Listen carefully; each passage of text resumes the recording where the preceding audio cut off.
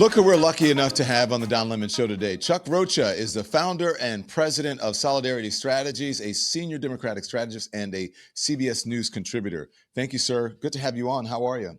Don, it's good to see you, my friend, and thanks for having me on the show. Yeah, and look, we're all doing well. I hope you're doing well. We're trying to stay warm here. We're also trying to keep up with what's going on in the world. So I want to talk to you about the news of the day, and then we're going to talk about what happened last Tuesday during that election, and specifically about Latino voters. So, Chuck, what do you make of this? These droppings that are happening every day from the Epstein files, because it seems that the administration, in my estimation, they appear to be running scared or at least covering something up. What do you say? Well, the way I look at it is I don't know if Donald Trump did anything wrong. I don't know what Donald Trump did in these documents, but I do know that Donald Trump is working real, real hard to make sure nobody sees them and that he says, don't worry, there's no there there. Now, I've been doing campaigns for 36 years, a long time. And when you have opposition who's this worried, there's definitely something going on there. And I think the American people see that as well. And I said this morning on an earlier show, and it's important for everybody to know, is that the reason he's in this position, and it's his own fault, is that he's fed his base and all of the all of the folks out there talking about this. That's how he got elected, is he fed them all this Epstein stuff. And then when he got elected, he just acted like it went away. And those folks are hungry to hear what happened. They're hungry to hear what happened. But look, I agree with you. No one knows you don't know if Donald Trump did anything wrong or not. But, when people act like they're guilty, folks become suspicious. Again, we don't know if he did anything wrong, but folks become suspicious. And we can only, logically conclude that something is trying to be covered up. We don't know what it is. Maybe he's protecting some other people or whatever it is, but it seems to be a crisis of his own making. Absolutely. And think about what he did with the United States House of Representatives. I know we'll get to the news of the day, which is a lot to have to do with this, but also the Speaker of the House shut down the House and sent them home for like 55 days because he did not want to deal with having to turn over these files. Yesterday, my good friend Adelita Grijalva, the daughter of the great Raul Grijalva, was sworn into Congress. She had been elected 50 days ago, and they would not swear her in because she was the 218th vote on a discharge position that would demand that the U.S. House of Representatives take a vote on releasing these files. That's how scared the Republicans are of this issue. You said she's your good friend. Did you see her acceptance speech? I did. And I saw all of her family, and I got a little emotional because Raul, his wife was there, her mother, who I've known for years, and she's a salt of the earth person. Mm-hmm. What did you think of her speech? Because she was pretty fiery and saying, look, I'm going to vote right now to have these files released, and basically saying, which is what politicians should do, representatives should do. I'm here to represent the people. I'm not here to make excuses. So it seems like she's a woman on a mission.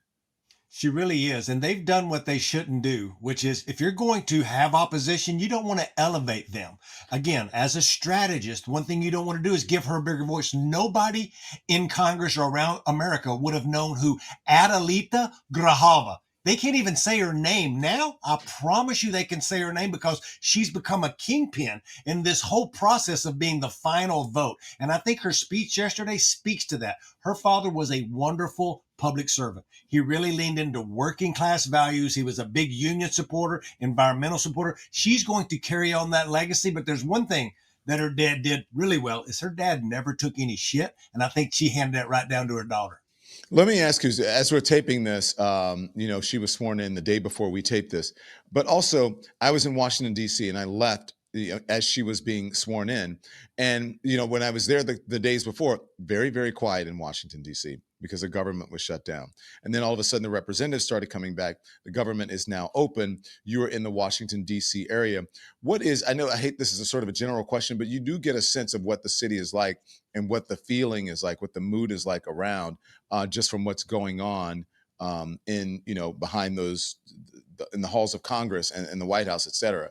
So what is the mood there now? Do you think, do you feel like Republicans are wondering, are some of them running scared? And do you feel like Democrats who had just come off of this big win on Tuesday, then all of a sudden the Democratic constituents feel like the 8 senators sold them out and then they were deflated? Are they now feeling some sense of hope now that Adelita Grijalva has been sworn in and all of this stuff is coming out on the Epstein files. There's so much, Don. You've covered the news for so long. There's so much going on now. It's hard to keep up. And what I feel in DC right now, and I've lived here 16 years, is anxiety, because every day and every minute there's something else. First, you had this emotion on Tuesday of this amazing election for Democrats all across America, whether it was Georgia, whether it was California Prop 50, whether it was New Jersey, Virginia. Democrats won and overperformed in every county. And then all of a sudden, you had 8 senators, moderate senators, who aren't up for reelection in 26, open up the government when Democrats were fighting to keep healthcare costs down. So then you go up, then you come back down. And then now just Epstein stuff starts leaking out. And you're like, oh my God, he's actually in there. Oh my God, they're talking about him being around victims again. I'm not saying he did anything wrong. I'm just saying these things are pretty explicit if you look at the words of Epstein himself writing this. So it's this roller coaster. And now, in a city that's so dependent on federal workers, I've noticed it. Folks are coming back to work today. Folks are walking down the streets. This morning over at the Navy Yard, where I go and work out early in the morning, I noticed the parking lot was back full. It had been empty for a month. Like, I think folks in D.C. are just wanting things to get back to normal, which is hard to do in a Donald Trump administration. Republicans have spent a year cheering President Donald Trump's historic gains among Latino voters in 2024. They have acted like they have this demographic on lockdown right now, Chuck. But this month's blue wave, or blue tsunami, as some are calling it, clearly shows that is utter bullshit right now. It may have been true then. It's certainly not true now, I believe. Democrats' double-digit victories in the governor's races in New Jersey and Virginia, as well as wins in other elections in New York City and California, were driven in large part by high levels of support among Latino voters. What happened? I've been doing this work a long time, and I've been seeing and I've been around the Latino vote since I was 18 years old when I could vote. I own the largest Latino-owned political consulting firm in the United States. I tell you that not to validate me, but to say I've seen a lot of shit.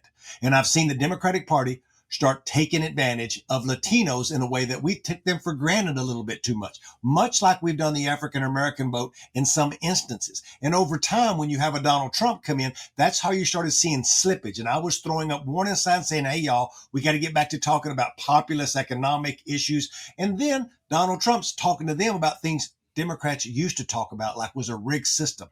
The biggest difference, to answer that big, long Chuck Rocha windup, is to say the electorate is much different now. 15 years ago, it was a majority immigrant. Now it's majority second and third generation. 15 years ago, it was dominant Spanish. Now it's dominant English. And the biggest single thing that changed, where you saw a 20-point swing, was 2 big things. They were promised cheaper prices, and their everyday life has continued to go up with every price, mainly around the Trump tariffs. And the second piece is this horrible anxiety around their safety in their neighborhoods. Donald Trump told Latinos he was going to deport criminals and bad people and clean up their neighborhoods. And you know what? Latinos were okay with that. We're like, sure, you want to get bad people out of here, get the criminals out of here. I'm with you, Donald Trump. But in reality, he started going into our neighborhoods and traumatizing law-abiding immigrants with the only thing they may have done wrong was be brought to this country when they were a child. Maybe they had a speeding ticket, folks that weren't criminals. And that's the real reason you saw this swing, was the anxiety over prices and the anxiety for their safety with these ICE raids, where it was an ultimate storm that would cause something to swing 25 points in Passaic County, New Jersey. Okay, so I saw, Chuck, video of ICE agents showing, I don't know if you've seen this, showing up at a job site. These guys are pouring concrete. I don't know if you saw that. And asking them for their IDs or taking them away. And I believe that they were citizens. And these aren't the criminals that they're rounding up. I've been out there and I've been speaking to people and I've witnessed some of it. These are people who are hardworking people, like the teacher who worked at a preschool or daycare. 2 giant men strong arming this little in mask lady in mask. I'm wondering if that played out, because Latino men who broke for Trump last year, this is according to 2024 exit polls, favored the Democrats in each of the races where exit polling was conducted earlier this month. In New Jersey and Virginia, the gubernatorial contest there, 2/3 of Latino voters supported the Democratic candidates. So what I'm wondering is if you think those ICE raids and seeing these immigration agents out there rounding people up, did that play a role in this? My firm was lucky enough to work for the New Jersey Democratic Party in their coordinated campaign. We knocked on 100,000 Latino doors in Passaic and surrounding counties. So we were having conversations with folks, and there were two things that we heard from every man that I talked about. He promised us shit was going to get cheaper. My coffee, my beer, my ground beef has continued to go up. Sure, gas may have leveled off, but the big things in my life, utility bills and insurance, are the two biggest things I heard at doors. And again, I had real life Wait, information say that coming to me. again. Utility bills and insurance, And health insurance insurance. premiums. Okay. Insurance, and it shocked me too. I was like, I get the utility thing. She ran on utility. Remember, there's this whole crisis. She was going to have a state of emergency. But this healthcare thing cemented, let's connect that to Congress. It submitted to what we had heard, that the Democrats had drawn a line in the sand around the ACA, a line in the sand around the ACA. They were onto something, because everybody told me that their premiums, whether they were on the ACA, if they had a collective bargaining unit with their union, all of their increases in salaries were going towards their premiums for their health care, or if they were in any other kind of health care, it was going up at a rapid rate, while the price of beer, ground beef, coffee, regular things where we were having these conversations, which was the real thing that made them angry. And then you sprinkle in, Don, what you just said. Most of these Latino men in Jersey are working construction jobs. Mm-hmm. They're working as day laborers. Some of them have other jobs, but we're normally not saying all Mexicans or all Latinos are day laborers or construction workers, but a giant portion of our electorate is 1 in 4 Latinos in America are connected to the housing industry at some level. And so there's an anxiety where they just want to go to work and pay their taxes. And yes, they pay taxes, and they're being punished by an administration who's just trying to act tough. Are Democrats winning back young men, Latino men? Let's just say that they're fluid, and these young men are willing and open for somebody to talk to them about what they really care about. There's a real epidemic after COVID with young men. I've been trying to speak to this on my podcast. I'm one of the few men in political consulting. I've never been to college. I was a teenage father, and I got a criminal record from a long time ago. I've lived a real life, Don, and that makes me more connected to these young men who are trying to figure out their lives. And I try to talk to a lot of them and say, look, you don't have to be perfect. By all means, my God, I'm not perfect. And I've figured out how to work for Bernie Sanders and Ruben Gallego and run a consulting firm that makes lots of money. So you don't have to be perfect. But what Democrats do sometimes is we don't show up and listen. We think we know everything because we have a lot of consultants with master's degrees who want to preach to people about what they think they should care about instead of listening about what they actually do care about. If we get back to that, we can win these men back. Yeah. So look, what some folks are saying, hey, look, I can't believe the Latino folks, a lot of them voted for Donald Trump, F-A-F-O, F around and you find out. And I'm wondering now, are people regretting their vote? One, and also, why did they in the first place? Two things happened on Tuesday. There was a big group of folks who, like you said, truly regretted their vote. And we talked to them at their doors in New Jersey. You're talking about Tuesday, but why? So you'll tell me, but I mean, in 2024, right? And then you're relating it to what happened Tuesday, right? Or recent Tuesday. They were in 2024. It was all about this affordability piece, and they were promised a bill of goods that they never delivered. And then we heard on just this last Tuesday that they're not going to go vote for a Democrat. This is the point I want to make, is a lot of those folks were disgusted by the Democrats hadn't won them over yet. So they stayed home, but they were a Trump supporter. This is where the opportunity lies. We keep looking, Don. This is the most underreported thing. I'll break the news on your program here, is we keep comparing 24 election results to 25 election results. And that's fair in a place like Passaic County. But the real difference is, Don, not as many people showed up. So did they improve 25 points? Yes. But of the people that showed up to vote, the big difference is there was a bunch of people who didn't show up to vote who had voted for Donald Trump just a year ago. That's the real underlying secret that nobody's talking about. And do we get those back in 26 is the unknown. Why didn't they show up?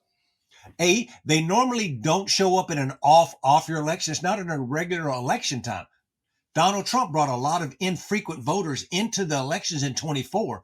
They don't normally show up in a 24 election. To be honest with you, they normally don't show up in the off-year election when there's not a presidential election on there. That's why the Democrats think they will do very good, and they have every right to think that. The big unknown that folks keep talking about is, do Republicans show up to vote for other Republicans? if their name's not Donald Trump and he's not on the ballot. Yeah. I agree with you 100%. But help me, please help me understand this, because you're saying it was about affordability, right? That people, let's talk about 2024. 2024 affordability and apathy, right? Am I correct in the election? But Yeah. here's my question. So then they voted because they thought that the economy was bad and things are high, but they're higher now and it's worse. So And they stayed home. Go ahead. by all metrics in 2024, and I don't know if the Democrats did a good job of explaining this, or is that the economy was better, getting better. It was better than it was under Donald Trump 1.0. And Latinos still voted for him. I'm talking about Latinos now. And then he said that he was going to deport people. And did they not believe him? Because for the Not life of me. me, I They have to didn't think say, it was them. okay, that's what I was going to say. For the life of me, look, I'm not a Democrat, but as a minority man, as a black man, I don't understand it. Because had I heard that, I would say, oh, you can't trust this guy. He's going to be rounding up people. I think Kamala Harris even said that. He's going to be sending troops out into the streets, or military into the streets, on American citizens or on the people in America. And it turned out to be true. So I don't understand how they don't. Explain to me why they didn't know and did not understand that. I've got a great explanation. It's not perfect, but it's the difference between our voters, a black voter, or a white voter. And it's not just the color of our skin or the language that we speak. Don, what folks don't talk about is the average age of a Latino voter in America is 27. The average age of a white voter in America is 51. The average age of a black voter is in its 40s. We're so much younger as a demographic, so we're susceptible to all this other information we see in our algorithms. And then Democrats spent the entire 24 election talking about choice and abortion or democracy. They weren't talking to those men about things that they cared about. Keep in mind, they're not 50-year-old men like me. They were 27-year-old men who are gaming, who are watching YouTube, who think this conspiracy or that. And not all of them, Don, but enough of them to swing the electorate enough to where they were more susceptible to that crazy message than me and you, who are like, oh no, that's bullshit. There's no way you should have believed that, young man. Well, that's what the problem is they were young men, and majority young men, and had only been in this country one generation, maybe two. So they're still trying to figure out who and what party is my party. Who and what people do I really trust? This Donald Trump seems like something different than all the rest of these folks. He may be a little crazy. We heard this all the time, but at least he's different, and he's outside of the system that keeps screwing me and my family. That's where I think it happened. Okay, then that leads me to another question. Then I'm so glad you answered that. There seems to be, and I'm generalizing here, this disconnect between Latinos and African Americans. I'm wondering, do Latino folks understand? And I asked the same thing about Indian Americans like Vivek Ramaswamy and Nikki Haley. Do they understand the strides that African Americans made because of African Americans, because of the civil rights movement, because of the sacrifices that African Americans made, Black folks made during the civil rights movement, that you too, as a Latino person, that they too, as a Latino person or Indian American or whatever minority that they are able to have the rights that they do in this country because of that. But yet African Americans feel like, well, wow, they never vote with us. They always vote on the other side of us. We don't understand why they're voting against our own interest and their own interest. It's a great question. And the reason it is because folks don't talk enough about this. I wrote a whole piece about this, about the history in the Black church, in the Black community, of handing down this lineage of the struggle, and the people that have literally sacrificed their lives for the right for folks to vote, the right for folks to protest. That kind of lineage and history and the way it's taught is not taught to Latinos. And in most places, like in South Texas, they have no idea. In places like New York and LA, where there is this culture where you see the culture of the Black community and the solidarity of the Black church and the solidarity of the way you learn from that. So you have the Chicano movement in LA, you have the Puerto Rican movement in New York that is side by side with the Black community because they were raised with them. So they understand the common struggle. But in places, as we've grown outside of that, in Lincoln, Nebraska, in other places in Texas, in Georgia, there's that disconnect, Don. And you're touching on something where the folks don't really know, especially these 27-year-old men, of the sacrifices that's been made through history in the Black universe so that we can live the free, fair lives that we have today. So then how do we connect that? How do we get people to understand that? And also, The two tough questions, I believe, are not necessarily the same thing, but kind of connected. So then, how do you get Democrats? How do you get Democrats to win back those folks, or to get at least on their radar, so they have some knowledge of what Democrats are fighting for and what they stand for? Two quick things. One is you got to make sure your campaign, your senior strategist, the folks behind the campaigns that really make all the money, Don, it's a $2 billion industry. And because of that, and because it's so much of a money making operation for a class of people like me now, there's no black faces, there's no brown faces, there's no working class faces of people that are helping candidates. That's why you see an electorate right now that are so hungry for somebody that's some kind of an offset of what the establishment is. Is it Mondani? Is it Plattner? Is it pick whatever candidate who's not part of the establishment? Mm-hmm. So we got to change the way that we run campaigns and afford more opportunity for young black men, young brown men, more black women to be parts of campaigns. Black and Latinos make up less than 1% of all leadership positions within the party and less than 0.5% of the ownership of consulting firms. You combine that with what you're talking about, which is what the message should be. It's easy for me. I know, because I grew up that way. It's work, it's family, it's faith. These are three things that don't matter your color, your skin, no matter what. This is rooted with us, but we don't talk to Latinos and even that much to African Americans around their family, their faith, and their work, and how we should make it easier to work and make more money at work. The bottom line is we stop talking to folks, and this is how you win back. That's answering the question. How you win them back is, how can I help you make more money? How can I help you pay less taxes and help you get ahead and live the American dream that your mama or your grandmama probably already had lived?